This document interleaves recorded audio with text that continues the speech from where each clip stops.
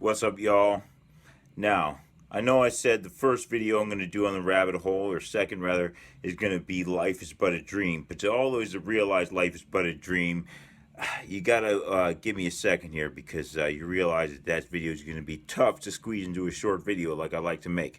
So let's get on top of it here. I'm going to go ahead and drop this video on the Democratic debates. We're scoring the Democrat debates. Round one, the first 10, next 10 coming tomorrow. But I've been scoring debates ever since, the Bush, Clinton, Perot.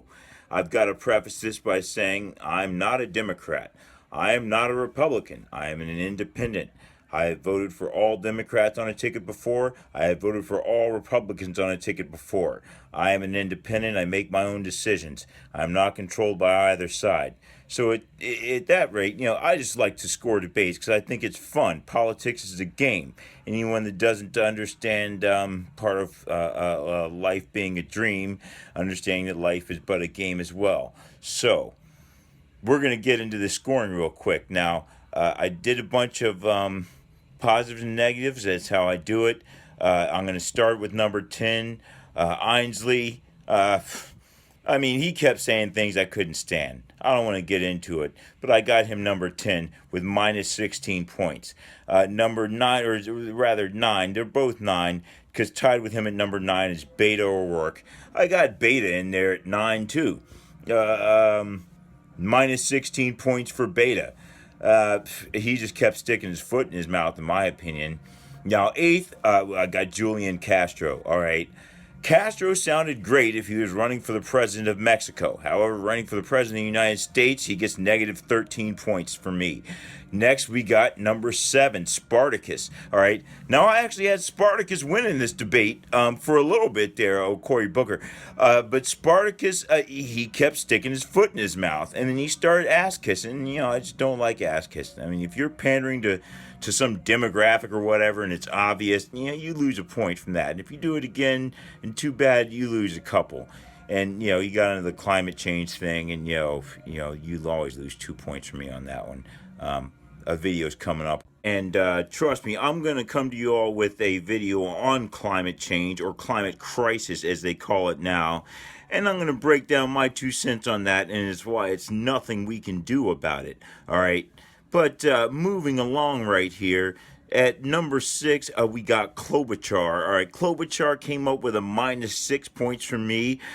She said some good things. She said some bad things. Kind of jumping on the bandwagon. She likes to ride the fence, but she didn't ride it well enough to even break even on the points, so she's got a minus 6. Number 5, Warren. All right, there was a day and time, and I will admit it, that I would have voted for Elizabeth Warren to be the president. However, during the midst of the 2016 election, even in the midterms, she tried to hang on and ride the fence between Bernie Sanders and Hillary Clinton. But Elizabeth Warren, you know what she eventually did? She just decided to go crazy. However, I'm still going to give her a chance. I'm still going to say, well, maybe she just went crazy because she thinks that, crazy is the new black. But we'll give her a chance here. So she came out there. She made some good points. She made some points that I think she was just kind of acting crazy. Or maybe she's just really not as good as I thought she was. She's a fighter. She's feisty. But that doesn't mean just because you're feisty that you're going to win. And so I ended up with Elizabeth Warren at a minus 4.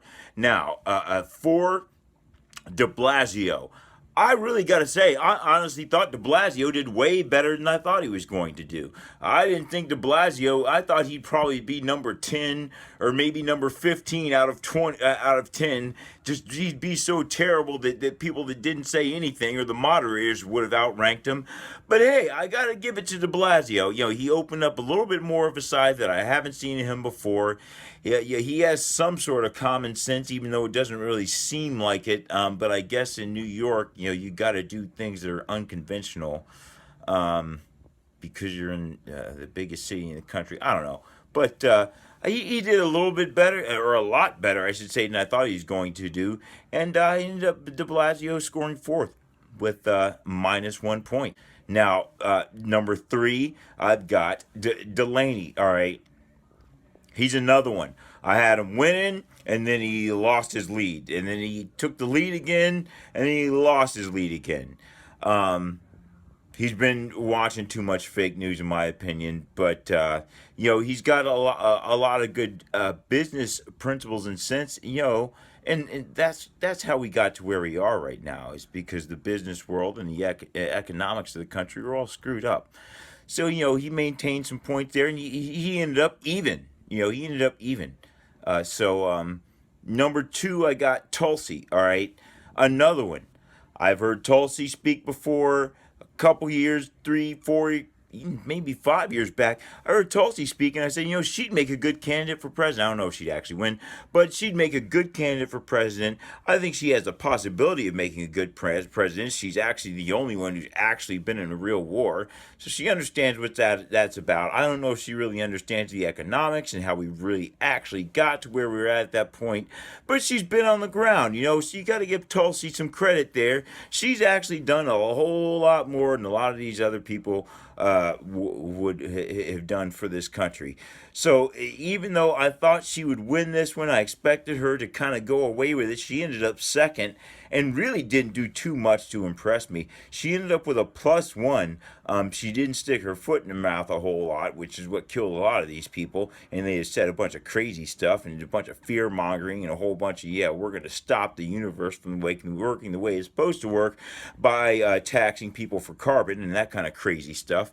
But, she still ended up with the +1 and not getting the win.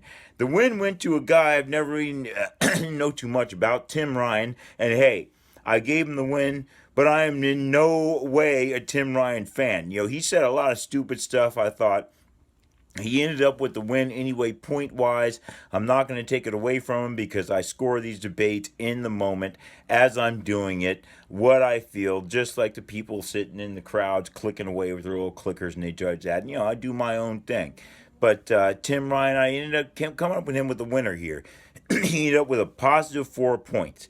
Now, I must say, out of all the debates I've scored, these are some of the worst scores, and this is probably absolutely the worst scoring average of all of them. All of them. All the debates. This is terrible. This is really terrible for these people that they got to this point. I think Obama and Romney was a hotly contested one as I scored it, and the Republican first Republican debate, they had a whole bunch of guys up there. I had Trump as the winner. I think he ended up with a +7, but they were spreading the questions out a lot more there. And like I said, I've seen a lot of these. The Ross Perot, I had him winning over Bill Clinton and over Bush. Bush won. I even had what's his name? Sanders. He debated a good debate. I had him against Clinton. Oh, in that first Democrat, he had 47. He ended up with a +47. He's a good talker, but he ended up with a +47 for me. I had Clinton like 7, and the other guy, West, like 6. A couple guys -1 or so. But anyway, yeah. I like to score the debates. I think everybody should do that. I think you should all grab a pen and paper and watch the debate and score it and see what you really think and score it up and see which one appeals to you the most. So, thanks for watching. Please like, share, and subscribe if you enjoy this sort of content. But we're going to go deeper into the rabbit hole than just politics because, as we know, politics is only at the top of the rabbit hole. I mean, way deeper in the rabbit hole beyond the politics is the real of the real, and that's where we're really going in the rabbit hole. But if you enjoyed this, please like, share, and subscribe. And I'm going to make a little another something for this debate coming up tomorrow. But stay tuned; it's still coming before the rest of the rabbit hole videos, which I have planned. But I still want to bring you "Life Is But a Dream."